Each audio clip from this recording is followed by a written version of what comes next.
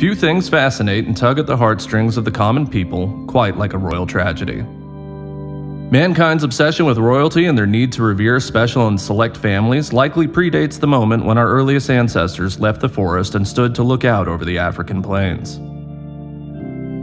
There has always been a fascination with the wealthy and powerful, and an even greater fascination with those who obtain their power and riches simply by birth or marriage. Royalty embodies our wildest dreams. They live a life free of trouble and care, entitled to unlimited happiness. That's why when tragedy befalls a royal family, we feel great loss, because in that moment, when the mighty fall, a cherished dream dies, and we are forced to acknowledge that in their tragedies, they are just like us and suffer and hurt and mourn just like we do. In September of 1982, Princess Grace of Monaco was driving back to the Prince's Palace from her country home in the mountains when she suffered a stroke and lost control of her vehicle, driving off the narrow road and down the mountainside. She succumbed to her injuries the following day. At her funeral, Prince Rainier, overcome with grief, abandoned his royal demeanor and wept openly for his beloved wife. For over 2,000 years, writers, poets, historians, playwrights, and filmmakers have kept alive the memory of Egyptian Queen Cleopatra, enchanted by her star-crossed love affair with Mark Antony and their tragic Shakespearean suicides. Of the 38 plays Shakespeare wrote over the course of his career, it is his 10 tragedies that forever broke our hearts, cementing his legend, making his name synonymous with calamity and woe.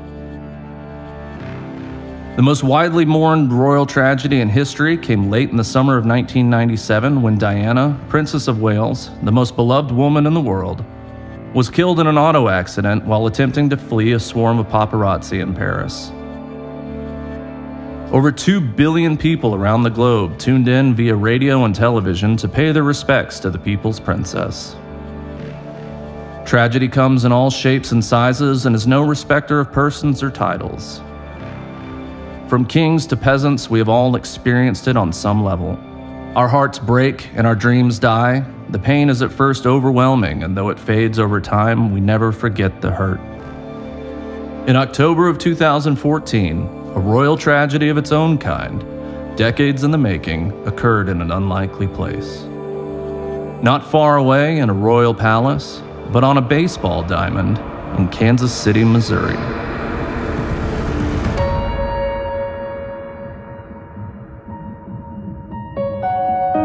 You are listening to A Royal Tragedy, a production of Baseball Will Break Your Heart.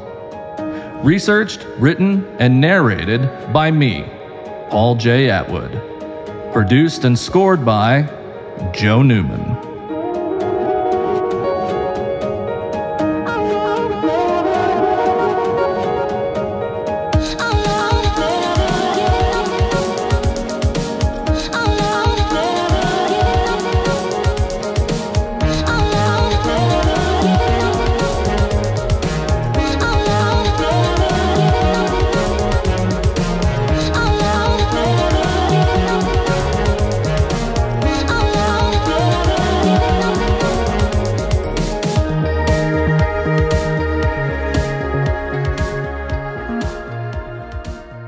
Welcome to Baseball Will Break Your Heart, a surrealist, overly romantic, and unhinged history podcast where we explore the myths, legends, and tragedies of our national pastime. You are about to hear the story of the 2014 Kansas City Royals and their miraculous World Series run that came after a brutal 29-year playoff drought. The story will be presented in 6 parts and is available in its entirety on our Patreon. You'll find the link in the show notes. We are incredibly proud of what we've accomplished here and excited to share it and other surrealist, unhinged, and overly romantic heartbreakers like this one with you in the near future.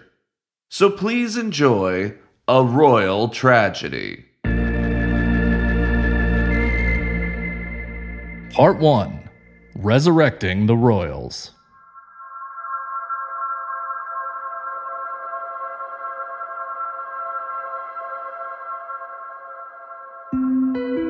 Joe Posnanski had the job nobody wanted. From 1996 to 2009, he was the sports columnist for the Kansas City Star. When asked what it was like to cover the Kansas City Royals in that stretch, he said, "Summers in Kansas City are hot and muggy and hard enough without having a hopeless baseball team." From 1985 to 2014, the Royals were, as Poznansky put it, deliriously terrible and absolutely hopeless.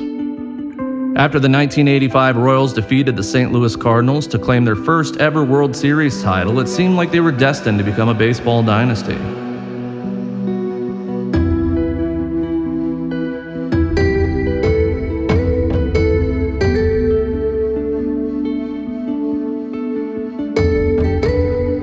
With Royals like Frank White, Dan Quisenberry, Willie Wilson, Brett Saberhagen, and local folk hero and Cooperstown inductee George Brett, it was almost a foregone conclusion the Royals would wear the crown and reign over the baseball diamond for decades to come. The promise of continued success was so sure, legendary sports icon Bo Jackson, the most sought-after rookie in memory, signed with the team in 1986. Baseball was the kingdom, and the Royals were kings.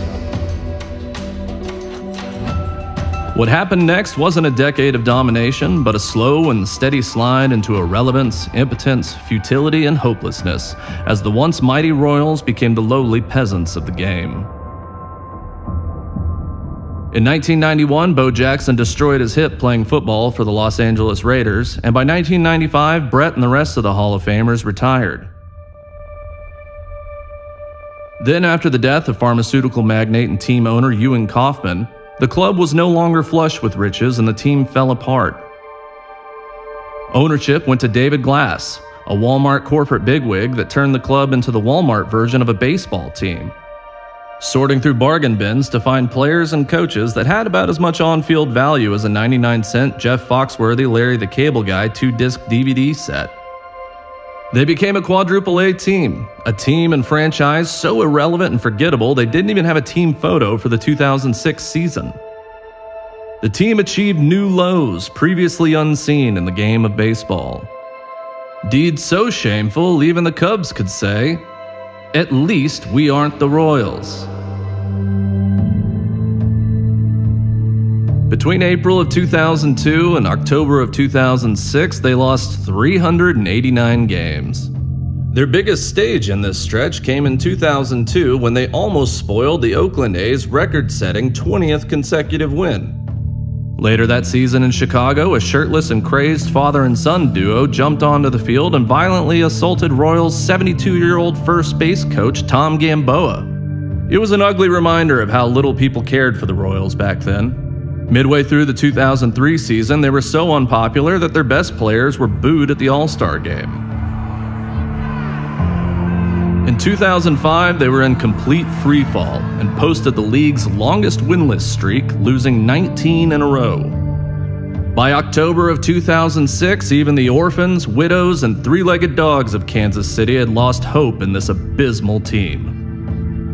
Dodgers fans used to affectionately refer to Brooklyn's perennial losers as bums. Even though they were terrible, their fans loved them dearly. If you were to utter the epithets Kansas City residents applied to the mid-2000s Royals today, you may be charged with a hate crime. After the third straight 100-loss season, even the ghost of the 20-win 1899 Cleveland Spiders could be heard whispering in the winds blowing across Lake Erie. At least we weren't the Royals. At least we weren't the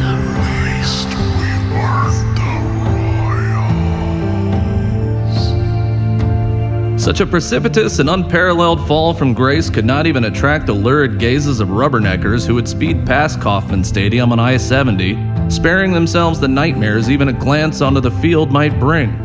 It was simply too ugly to bear. The only upside to this era was you could get dugout box seats for $24 if you could stomach the stench of being that close to the field. Kauffman Stadium was no longer a royal palace. It had become an abattoir. But unlike the slaughterhouses that once dominated the city's riverfront, it had become a place where hope, rather than livestock, went to die. A grim reality that no one in Kansas City wants to talk about is the amount of 911 calls placed from the Buck O'Neill Memorial Bridge by Royals fans who would rather throw themselves into the Missouri River than watch their team continue to take the field like squealing pigs to the slaughter. Some threatened to jump to escape a fate even worse, living to see their children become Cardinals fans. Things began to faintly turn around when Dayton Moore was hired as general manager in 2006. Among his priorities, besides fielding a winning team, was warning his players of the evils of pornography and masturbation, which for many of those players would have been a better use of their time than playing with actual bats and balls. When Moore took the job, he knew things were bad. Years later, he told friends that things were a lot worse than he thought. He said, "The problem wasn't that we weren't winning. The problem was that nobody could imagine us winning." It was a slow start for Moore, but an earnest one. He set about restructuring the team's farm system and offering draft picks more than just $1,000 for signing on. Slowly and quietly, Moore was staging the peasant uprising that would lay siege to wealthy baseball empires and eventually come within 90 feet of reclaiming the crown. In 2010, Dayton Moore and the Royals made two of the best managerial decisions in the history of the club. They hired manager Ned Yost and traded extraterrestrial and Cy Young winner Zach Greinke. Both were inspired decisions and paid Royal dividends. After the Royals hired Ned Yost, things started looking up. The Royals made small improvements year over year as Yost told the team and the club to Trust the process. Despite a career's worth of reasons to believe otherwise, Yost had a plan, and every decision he made to execute that plan seemed inexplicable and far-fetched to the baseball world. As Yost's peculiar decision-making began to bear fruit and the Royals began to improve, people began to joke that the cause of this improvement had its roots in the supernatural.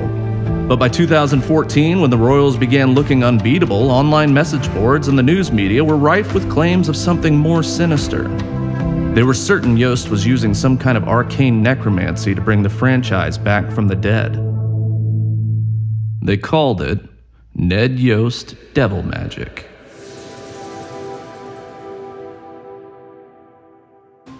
Please excuse the interruption. If you want to hear this entire 90-minute program without any interruptions, head over to Baseball Will Break Your Heart's Patreon and get it for free when you subscribe for just $5 a month. There you will have access to exclusive content and conversations about baseball history. And you can listen to miniature versions of features like this that explore baseball history and heartbreaks every month. Now, back to the show. After an ignominious end to his managerial tenure in Milwaukee, Ned Yost was at a crossroads. The Brewers hired Yost in 2002 and then fired him in 2008. When he had been given the job, he had been tasked with turning around a Brewers franchise that had gone completely flat. There was no amount of Miller Lite that could drown the sorrows of the city whose last playoff appearance had been in 1982 when they lost the Suds series to the St. Louis Cardinals. In 2008, for the first time in over a quarter century, they were contenders. But after the second straight late-season collapse, Milwaukee leadership lost faith in Ned's ability to deliver, and after losing 11 out of 14 games down the stretch, they fired him with less than 2 weeks left in the season. It was a striking declaration of no confidence. The Brewers were then able to scrape by without him, finishing 90-72 for the season, entering the playoffs for the first time without Yost since 1982. His bullpen management, lineup strategies, and bench management gave the fans and front office fits and were blamed for the team's poor performance. Yost's future in baseball was uncertain. The only way Milwaukee could have made his dismissal more embarrassing would have been to dress him as Lord Fauntleroy, hand him an oversized lollipop, and spank him on the pitcher's mound in front of 50,000 Cardinals fans in St. Louis.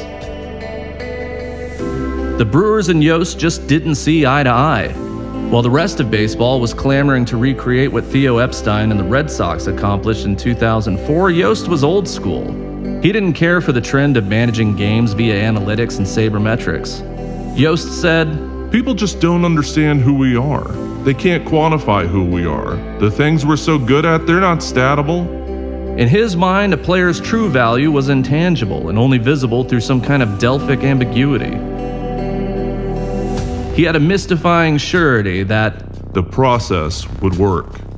he continually made questionable decisions on hunches that played out with inexplicable success, like he had a crystal ball in the dugout stashed away in an empty Gatorade cooler. His was a slow process that involved trust, faith, and persistence. Milwaukee, despite their position on the fringes of relevancy, was not willing to trust or have faith in what they could not see or measure. Nobody could see what Yost saw, so he saw himself out.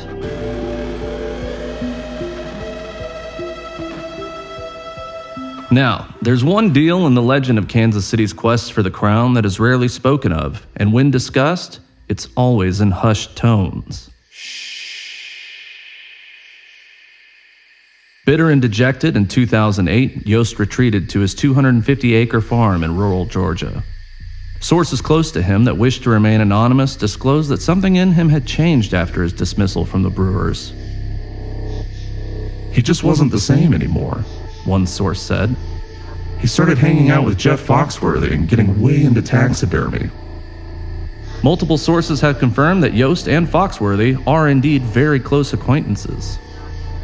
The few that have been inside the Yost home said it looked like a natural history museum, but many of the animals were posed to recreate Renaissance paintings and were often pieced together from multiple organisms as chimerical atrocities.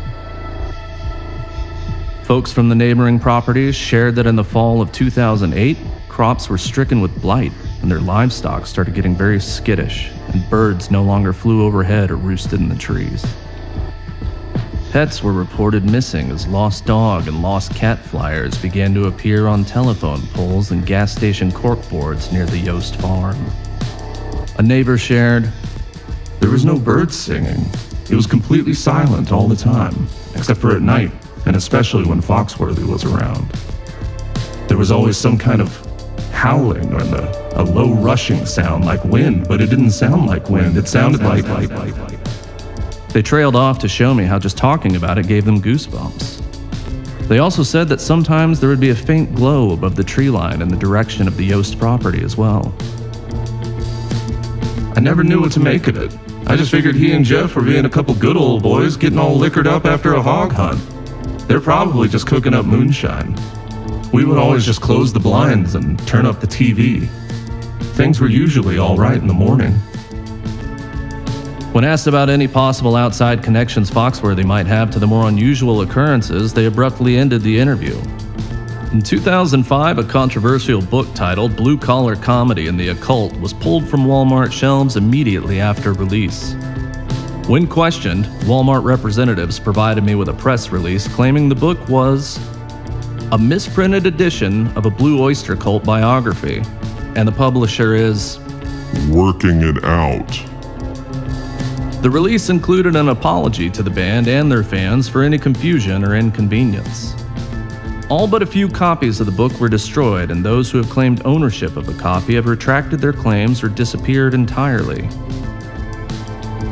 Anytime a transcript shows up on internet message boards, the site is scrubbed, and any mention of the book results in a permanent ban. From what inquiring minds have been able to ascertain, the book details an episode from the late 90s in which Jeff Foxworthy personally brought Bill Engvall, Ron White, and Larry the Cable Guy to a 400-year-old witch living in the cypress labyrinths of the Okefenokee Swamp. While there, they sacrificed 12 baby alligators and, using their own blood, signed their names under Foxworthy's into a book bound in human flesh. Their meteoric rise to fame shortly followed. Did Jeff Foxworthy help Ned Yost make a deal with the devil? We may never know, but anyone who watched the Royals rise from the tomb to the throne room will tell you, Ned Yost's devil magic is real.